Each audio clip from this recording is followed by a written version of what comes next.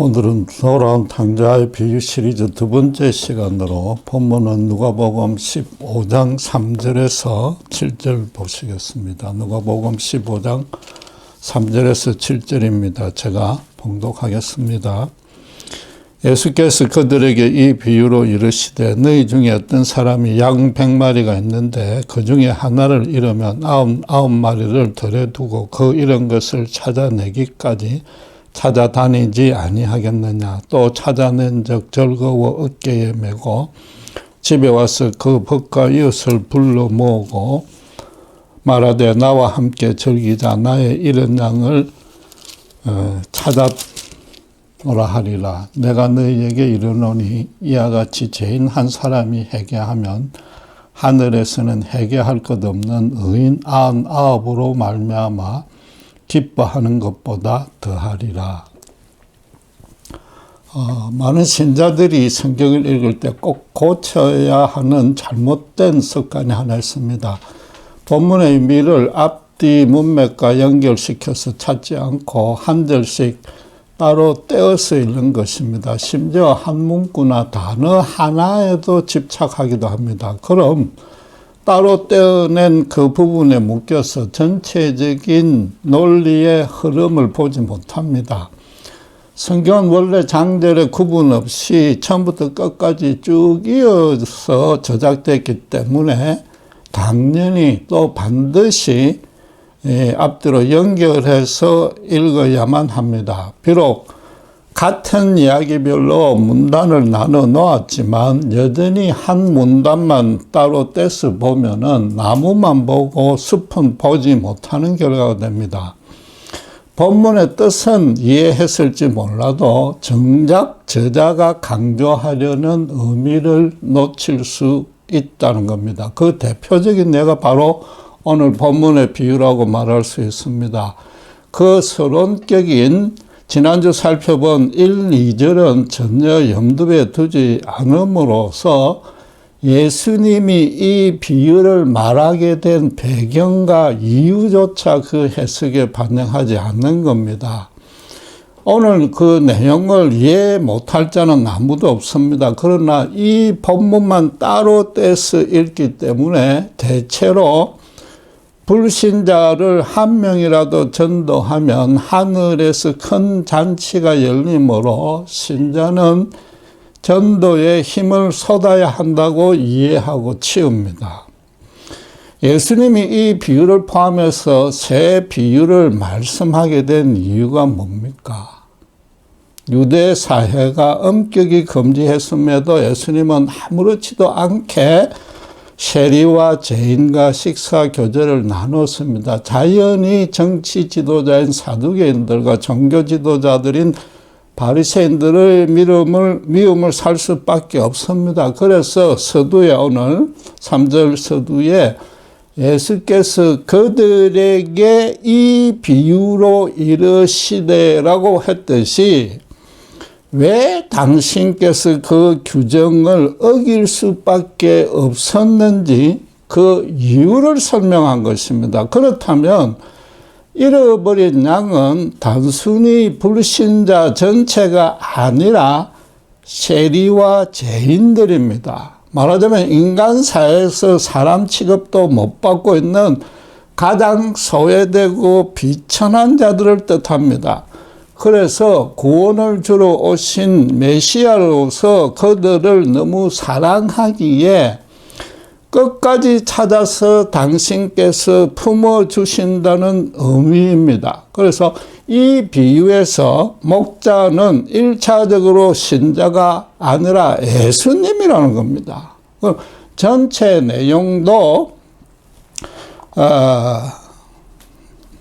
신자들의 전도에 힘써야 한다는 것보다는 주님이 그들을 찾으면 크게 기뻐하신다는 겁니다. 아무리 유대인들이 뒤에서 비방할지라도 당신께서는 이런 하늘의 기쁨을 갖고 그들을 영접하고 식사 교제를 하고 있다는 겁니다. 이 바로 앞 두 구절에 별것 아닌 것처럼 보이는 그 내용과 연결시켜서 해석하는 것과 그렇지 않은 것의 차이는 이렇게 커져 버리는 겁니다. 그 성경을 나무인 본문만 읽지 마시고 그 전후를 간통하는 논리적인 흐름을 파악해서 전체 숲도 볼 수 있는 습관을 꼭 들이셔야 됩니다. 거기다가 예수님이 말씀하시는 이 비유들의 특성을 잘 모르기 때문에 이런저런 잘못된 해석을 놨습니다. 이참에 예수님의 비유를 해석하는 기본적인 지침 몇 가지만 말씀드리겠습니다. 가장 먼저 비유 자체의 의미에 집착해서는 안 됩니다. 비유는 어디까지나 어떤 강조하려는 주제를 쉽고도 실감나게 이해할 수 있도록 시각적이고 체험적인 사례를 들어서 보충 설명해주는 역할만 하는 겁니다. 이런 비유의 기능을 잘 설명해 줄 수 있는 우리말 속담이 하나 있습니다. 바로 낯 놓고 기역자도 모른다는 겁니다. 낯을 보면 한글 철자 기역의 모습을 금방 떠올릴 수 있다는 뜻입니다. 그런데 기역자를 기억하려면 낯을 떠올리는 것이지 낯의 모양을 모르겠거든 기역자를 떠올리라는 것은 아니라는 겁니다. 이건 낯에 관한 속담이 아니라 낯은 기역자의 시각적인 예시에 불과한 겁니다. 무엇보다도 이 낯의 모양은 누구나 익히 다 알고 있다는 것이 전제가 된 속담입니다. 예수님의 비유도 이 속담에서 낯이 가지는 역할에 그치고 정작 강조하려는 주제는 그 기억자는 따로 있는 겁니다.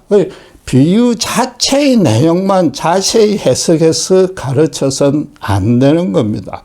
그럼 누구나 이미 익히 알고 있는 낯의 모양을 다시 설명해 주는 꼴밖에 안 되는 겁니다. 이 잃어버린 양의 비유도 현장의 청중들은 익히 알고 있는 내용이기 때문에 거기에 대해서는 추가 설명이 전혀 필요 없고 예수님도 말하지 않았습니다.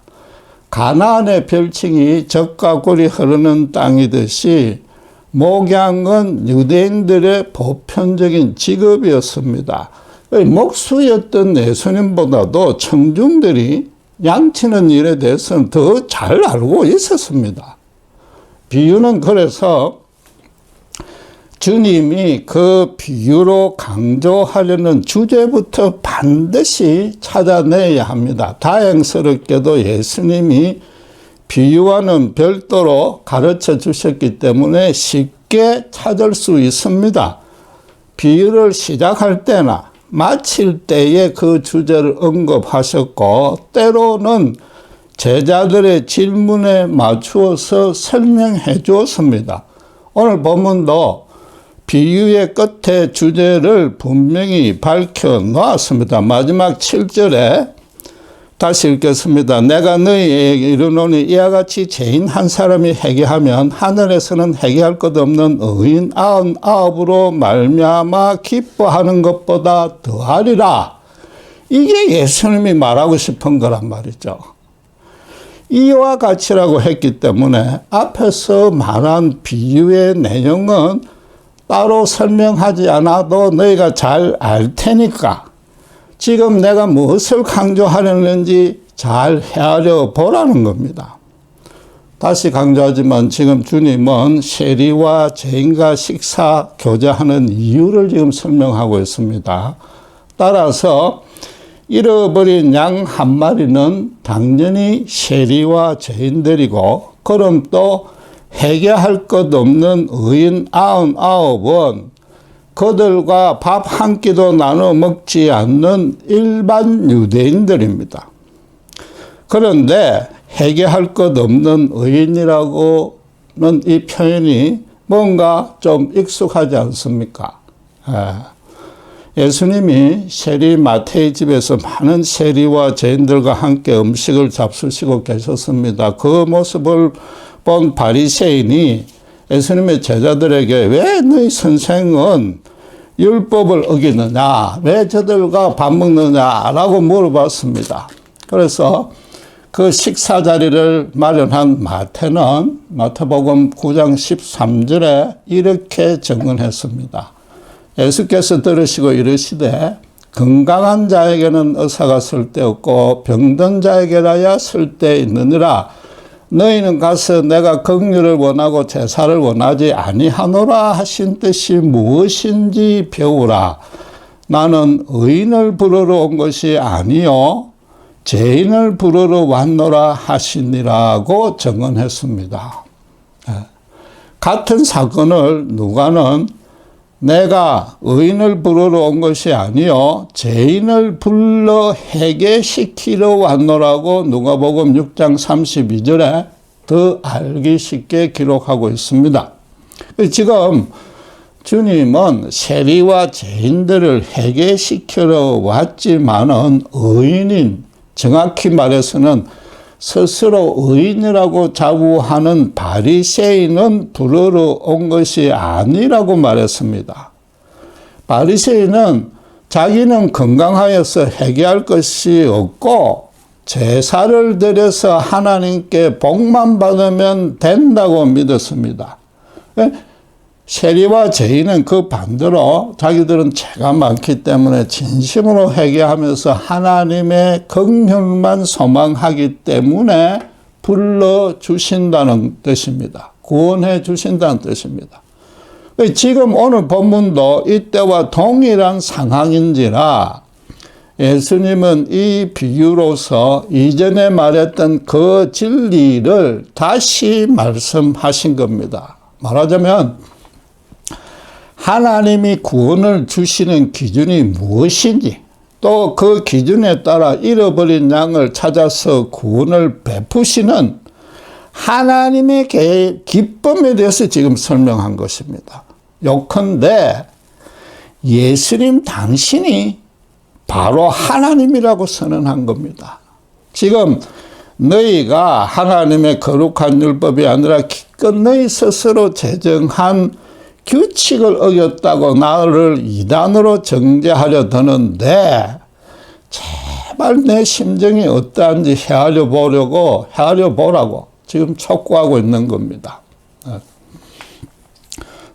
최근까지도 성경은 하나님이 그 저자들에게 직통 계시로 말씀하신 것이라고 믿고 저자는 마치 받아쓰기 하듯이 그대로 기록한 것이라고 여겼습니다. 그리고 당연히 성경의 모든 진술에 하나님의 거룩하고 신령한 진리가 내포되어 있다고 여겼습니다. 그래서 이런 비유를 해석하면서 비유 안에 있는 단어 하나하나에 일일이 영적인 의미를 부여하려고 들었습니다. 그 결과로 정작 예수님이 강조하려는 주제와 아무 관계가 없는 의미들까지 해석자가 임의로 갖다 붙이는 잘못된 결과를 낳았습니다. 이를 전문적인 용어로 알레고리칼한 우리말로 우위적인 해석법이라고 하는데 지금은 반드시 그렇게 해석해야 될 아주 몇몇 경우를 빼고는 이 방법을 적용하지 않습니다. 그런데도 어쨌든지 간에 영적인 의미를 가지고 해석했기 때문에 그 자체는 의롭고 은혜롭게 받아들여집니다. 다시 난 놓고 기억자도 모른다는 그 속담에 적용하자면은 낯선 별을 베는데 유익한 도구나 날카롭기 때문에 조심해서 위험하니까 조심해서 다뤄야 된다고 누구나 다 아는 내용을 다시 가르치는 셈입니다. 그런데 어쨌든 그 진술 자체는 틀린 것이 아니고 옳고 바른 가르침입니다. 그러니까 그걸 그렇게 받아들이지만 사실은 기억자를 깨우치는 일과는 아무 소용이 없는 겁니다. 기억자는 모르고 넘어가 버리는 겁니다. 지금까지도 예수님의 비유를 거의 다 이런 식으로 해석하고 있는데 죄송하지만 성도는 물론이고 목회자도 이 해석 원리를 몰라서 그저 아멘으로 화답하고 치운 겁니다. 지금 이 현장에 있는 유대인들은 이 비유를 들을 때 잃어버린 양을 찾는 체험을 많이 했기 때문에 예수님의 결론을 듣자마자 하늘에서 잔치를 벌이는 하나님의 기쁨에 대해서 충분히 공감할 수 있었습니다. 예수님도 구체적으로 따로 설명해 줄 필요가 없었습니다. 예. 주님이 지금 말하고자 하는 바는 세리와 죄인이 당신의 말씀을 들으려고 앞으로 나올 때 바로 지금 너희들이 알고 있는 그런 차원의 기쁨으로 당신께서 충만해졌다는 겁니다. 가뜩이나 머리가 좋고 영적으로도 뛰어나서 지도자가 된 바리새인과 사두개들은 틀림없이 지금 예수님이 자기들에게 크게 한 방 먹이고 있다고 눈치챘을 겁니다. 예수님이 말한 회개할 것 없는 의인, 즉 스스로 건강하다고 생각해서 하나님께 긍휼을 구하지 않고 제사만 드리는 사람은 이 비유를 역으로 유추해 보면 바로 자기들이라는 걸 쉽게 알 수 있었을 겁니다. 예. 여러분, 비유를 이처럼 주제와 상관없이 일일이 별도의 영적인 의미를 붙이는 것은 잘못이지만은 지금 바리새인들처럼 예수님이 분명히 결론을 내려서 가르쳐준 주제에 따라서는 역으로 따져볼 수는 있는 겁니다. 또 그래야만이 비유에 더 깊은 의미를 추적해서 신앙생활에 올바르게 적용할 수 있는 겁니다. 말하자면 지금까지 설명드린 대로 이 비유에서 한 마리의 잃어버린 양에는 세리와 죄인을 대입하시고 99마리 양에는 일반적인 유대인을 대입하시고 목자에는 예수님을 대입해서 그 비유를 살펴봐야 된단 말입니다. 예. 양을 지금 한 마리와 아홉 마리의 숫자로 구분한 것은 지난주에 말씀드린 대로 아무래도 세리와 죄인의 숫자가 일반 유대인들에 비해서 훨씬 적다는 겁니다. 그럼 또 예수님이 일반 유대인들과는 99번 교제했다면은 세리와 죄인은 한 번만 교제했다는 뜻도 됩니다. 당연히 숫자가 많고 적으니까 그럴 수밖에 없는 것이고, 그건 또 예수님이 일반 유대인들을 절대로 무시하거나 경시하지 않았다는 뜻입니다. 나아가서 하나님은 단 한 명의 잃어버린 영혼이라도 너무나 귀하게 여긴다는 겁니다. 예수님은 이 땅에 천국 백성의 숫자를 늘리려 오신 것이 아니라는 겁니다. 순전한 믿음으로 당신과 동행했던 자라면은 단 한 명이라도 천국에 끝까지 데려가기 위해서, 그래서 함께 잔치를 벌이기 위해서 이 땅에 오셨다는 겁니다.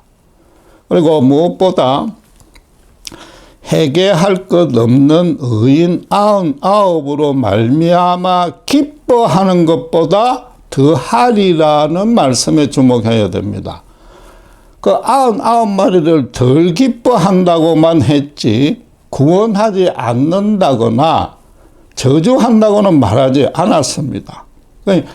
바리새인들이 세리와 죄인을 상종도 하지 않는 것과는 달리, 그런 랍비들과는 달리 지금 이 나사렛에서 온 랍비는 다른 사람들이 예수님을 그렇게 조롱 멸시함에도 불구하고 그들과도, 그 멸시하는 자들과도 교제를 나누신다는 겁니다. 왜 그렇습니까? 그 양들도 당신의 양들이기 때문입니다. 예수님은 처음부터 세리와 죄인을 포함한 지금 100마리의 양을 갖고 있습니다. 그 다 목자의 양입니다. 그 100마리니까 충만한 숫자의 당신의 백성입니다. 주님은 이스라엘 민족 전부를 나아가서 온 인류를 아무런 차별 없이 동일한 기쁨으로 바라보시고 계시다는 겁니다. 주님 쪽에서는 바리새인과 사두개인들에게도 구원의 문을 활짝 열어놓고 있는 겁니다. 그런데 여호와 하나님도 사무엘을 통해 백성들의 눈치를 보느라고 잘못된 제사를 드린 사울 왕에게 뭐라고 그랬습니까? 번제보다 순종을 기뻐하신다고 말씀하셨습니다. 그런데 예수님이 마태의 잔치 때 뭐라고 했는가 하면은 내가 긍휼을 원하고 제사를 원하지 아니하노라 하신 뜻이 무엇인지 배우라 그랬습니다. 이 말씀 전에는 예수님이 사실은 그 말을 한 적이 없습니다. 그 여호와가 말씀하신 그게 당신께서 하신 말씀이라는 거죠.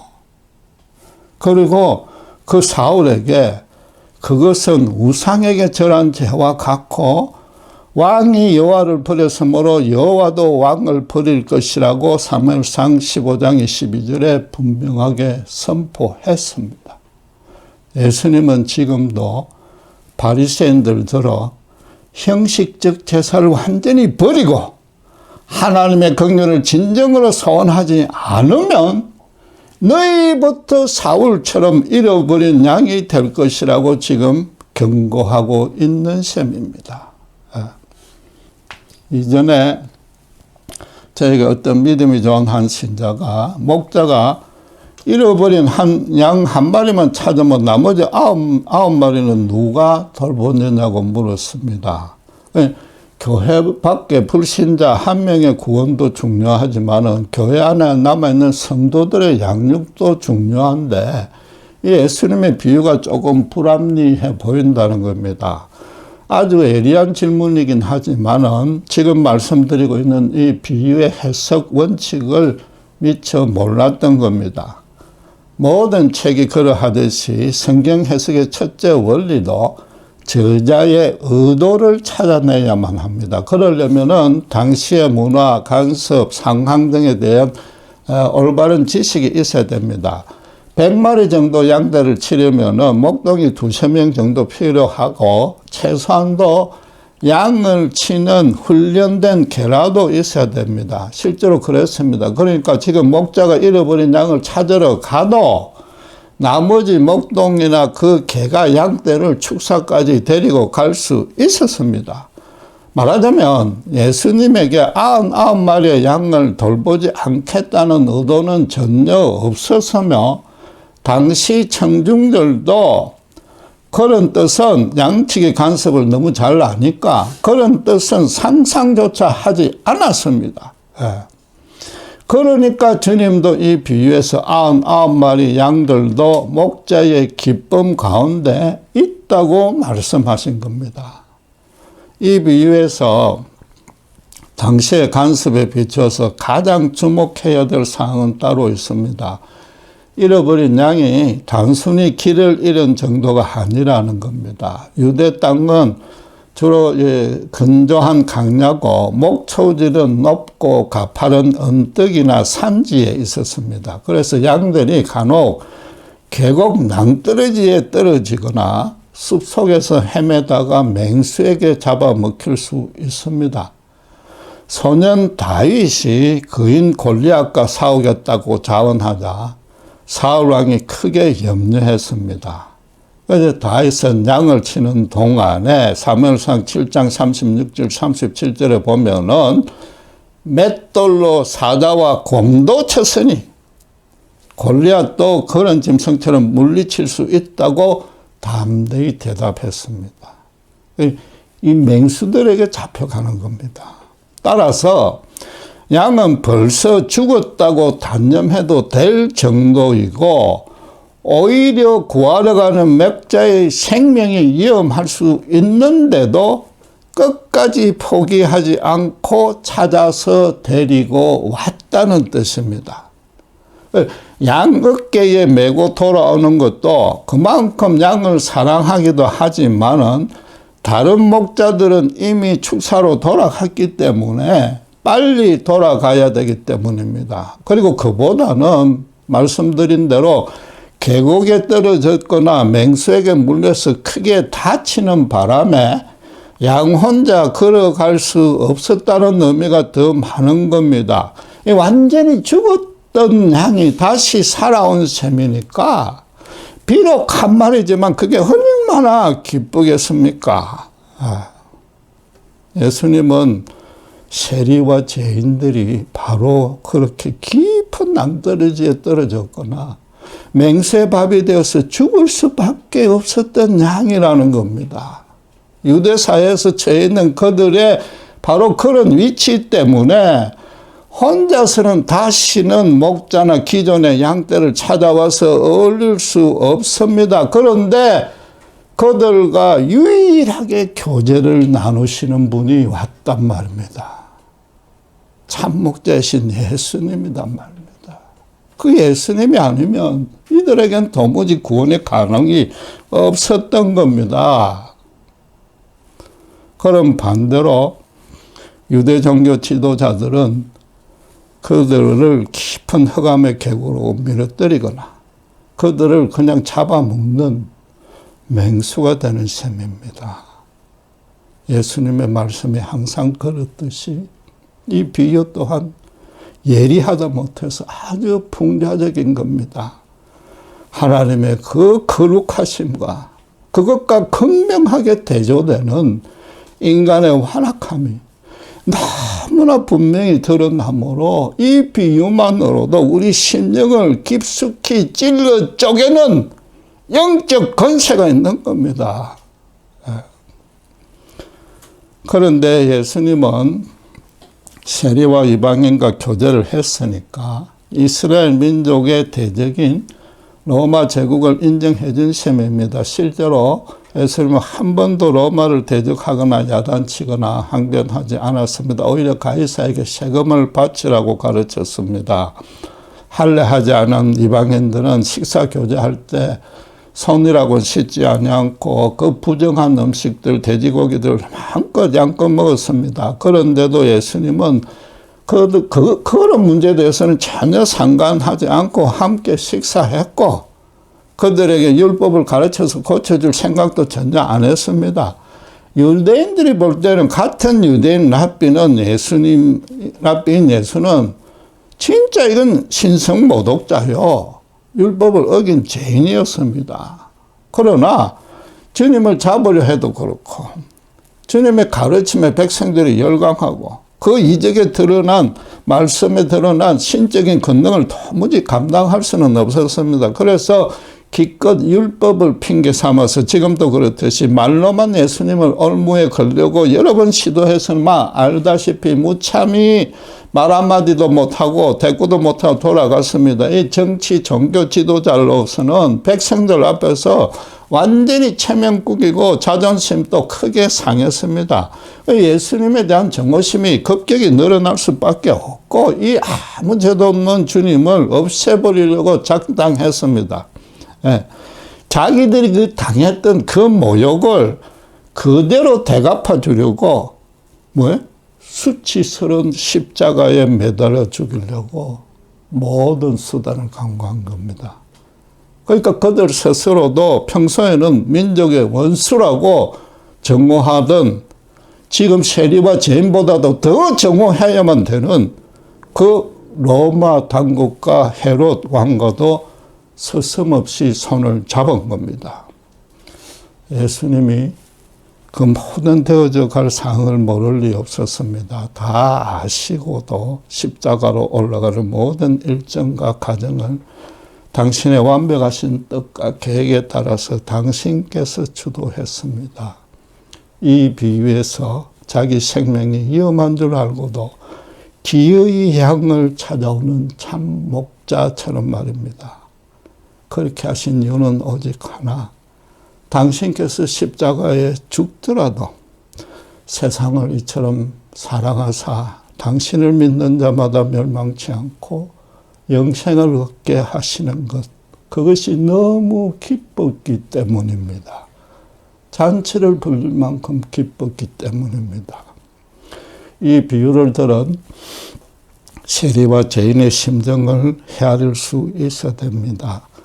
유대인 랍비가 자기들을 정상인 취급해서 교제해 주는 것만으로도 감사한데 지금 하나님은 자기들을 끝까지 찾아와서 천국으로 인도한다고 말합니다. 유대 사회에서는 평생을 하나님의 반대편인 사탄의 자식으로만 취급되어 와서 도무지 소망이 없는 자기들을 그렇게 말합니다. 물론 그들도 때로는 자기들이 많이 죄를 지었다는 걸 인정하고 구원을 소망하면서 회개하며 기도했을 겁니다. 그러나 이미 이마에 분홍 글씨로 하나님께 저주받은 자라고 찍혀버리기 때문에 인간 세상에서는 아무 소망이 없었습니다. 죽지 못해 그저 살아가야 되는 그런 신세입니다. 낭떠러지에 떨어져서 쓸쓸히 죽거나 냉수의 먹이가 되는 길밖에 안 남았습니다. 진짜로 잃어버린 사람들이었습니다. 그런데 예수님은 지금 그건 인간의 잘못된 생각이요 간섭일 뿐이지 하나님의 뜻과는 전혀 상관없다고 선언하고 있습니다. 그들도 원래 100명의 양떼에 속했다가 이 맹수 같은 요대 지도자들의 해방으로 길을 잃었을 뿐이라고 말하는 겁니다. 처음부터 하나님의 사랑을 받는 그분의 백성이라고 지금 예수님만 인정해주고 있습니다. 당신 앞으로 나오면 하늘에서 큰 잔치가 벌어진다고 합니다. 가뜩이나 이 유대인들 때문에 비방 멸시받고 주눅이 들어있는데 그런데 그들은 지금 예수님 말씀 앞에 꼼짝 못하고 있습니다. 평생 처음으로 그들은 예수님의 권세에 힘입어서 당당하게 지금 집회의 맨 앞자리를 차지한 겁니다. 이 비유의 뜻을 들은 바두일세인과 사도의 인간은 정반대의 의미를 깨닫고 주님의 그 큰 기쁨에 동참한 겁니다. 비로소 구원의 가능성이 보이고 또 예수님이 실현해 줄 것이므로 그분만 따르고 싶다는 간절한 소망이 생겼을 겁니다. 이 랍비와 함께 한다면은 유대 사회의 어떤 비방, 멸시, 핍박도 견딜 수 있겠다는 믿음이 들었을 겁니다. 나아가 그동안 유대 사회에서 철저하게 소외됐기 때문에 오히려 참목자를 만날 수 있었다고 지난 시절에 그 모든 고난조차도 감사하게 여겨졌을 겁니다. 코로나로 인해서 자꾸 모든 사람들이 현실적으로 궁핍해졌을 뿐만 아니라 정서적 혼동에 빠졌고 신자들도 예의가 아닙니다. 시쳇말로 표현하면 모두가 지금 멘붕이 됐습니다.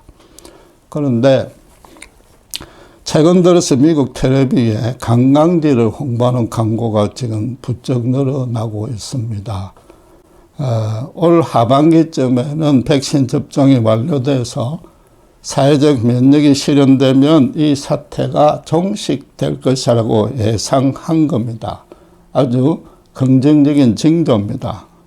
그러면 이제 정상으로 돌아가면 그동안 집에 갇혀서 깝깝하고 격리 생활에 지친 사람들이 여행부터 갈 것이라고 미리 강구하는 겁니다.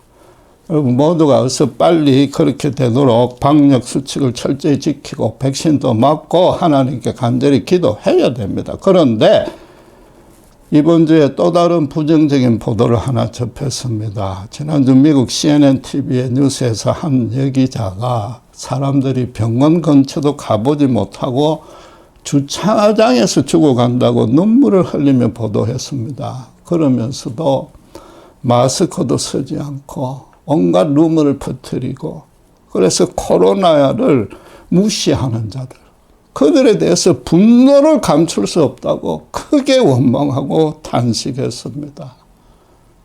여러분 이번 사태로 인간들의 완악한 민낯이 생얼굴이 완전히 드러났습니다. 초기에는 휴지나 손세정제나 생필품을 먼저 사재기 하겠다고 난리를 피웠지 않습니까?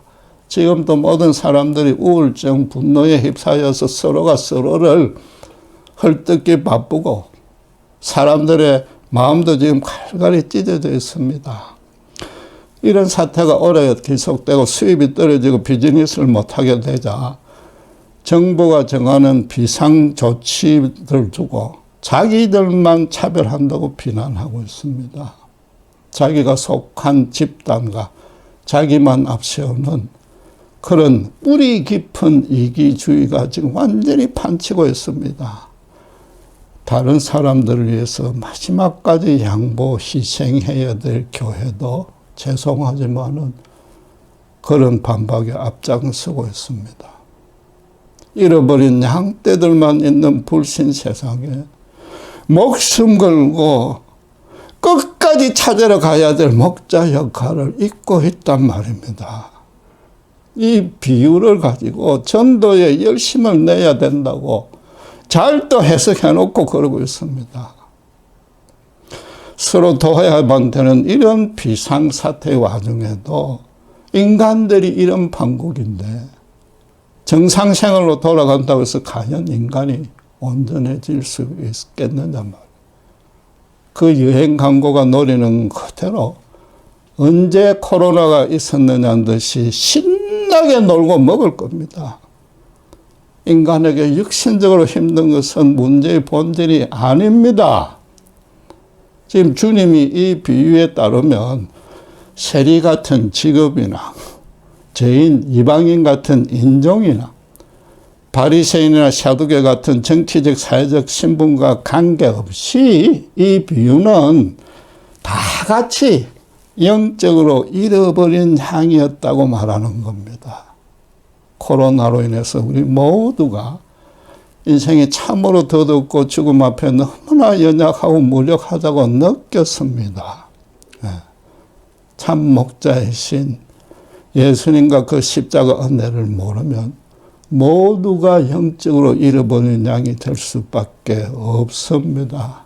끝까지 완악한 인간에게 끝까지 긍휼이 넘치는 예수님 외에는 아무 소망이 없는 겁니다. 이런 처절한 죽음의 절망을 맛본 자만이 예수님의 생명이 얼마나 귀한지 알 수 있습니다. 바로 우리가 계곡 밑에서 맹수의 아가리에서 피 흘리며 죽어가던 양이었습니다. 그런 우리를 예수님이 먼저 찾아와 건져주셨습니다. 바로 나를 인해서 천국에서는 이미 잔치가 벌어졌습니다. 지금도 그 크나큰 기쁨 안에 우리는 가고 있습니다. 앞으로도 영원히 그분의 변함없는 기쁨 안에 속할 겁니다. 그럼 어떻게 해야 됩니까? 오직 하나, 잃어버린 양을 향하신 주님의 끓는 그 심정을 헤아릴 줄 알아야 됩니다. 예수님이 그 잃은 것을 찾아내기까지 찾아다니지 아니하겠느냐. 또 찾아낸 적 즐거워할 것이라고 말했습니다. 지금도 우리 주변에 알게 모르게 심지어 교회 안에도 육신적으로는 물론이고 더 중요하게는 영적으로 죽어가는 영혼이 얼마나 많은지 모릅니다. 단순히 그들에게 전도하라는 뜻이 아닙니다. 지금처럼 딱딱한 교리를 들고 와서 전도해서는 아무 효과도 없고 지금 주님의 기쁨 안에서 그분의 평강과 자유를 누리며 정말로 기쁘게 살아가는 모습을 그들에게 보여야 됩니다. 그 기쁨이 너무나 귀하고 좋기 때문에 그러지 못하는, 그걸 알지 못하는 다른 사람들 볼 때마다 저절로 눈물이 나서 예수님의 기쁨을 전하지 않고는 견딜 수 없는 심정이 되어야 되는 겁니다. 최소라도 한 기도라도 해줘야 되고, 그렇지 않다면은 우리가 바로 또다시 목자이신 주님과 멀리 떨어져서 길을 잃고 있는 양인지도 모르는 겁니다. 기도하겠습니다. 하나님 아버지, 하늘 감사합니다. 주님은 십자가에 달리시면서까지도 끝까지 잃어버렸던 바로 나 같은 한 마리의 양을 찾아와서 천국 잔치를 벌려 주셨습니다. 지금도 그 크신 기쁨 가운데 있고 앞으로도 영원히 그 기쁨에 속할 줄 믿습니다. 이 코로나 사태로 인해서 우리의 연약한 모습이 그대로 드러나고 주변에는 심지어 교회 안에도 많은 잃어버린 양을 볼 때에 바로 이 주님의 심정을 갖고 끝까지 찾아가서 주님의 십자가 앞으로 되돌려 올 수 있는, 초대라도 할 수 있는, 기도라도 해줄 수 있는 저희가 되게 하셔서 우리를 통해서 한 마리의 양이라도 더 구하는 놀라운 역사가 있게 하시고 우리가 천국의 기쁨에 참가하는 그 영광을 놓치지 아니하도록 축복해 주시옵소서. 감사합니다. 우리 주 예수 그리스도 이름으로 기도드렸습니다.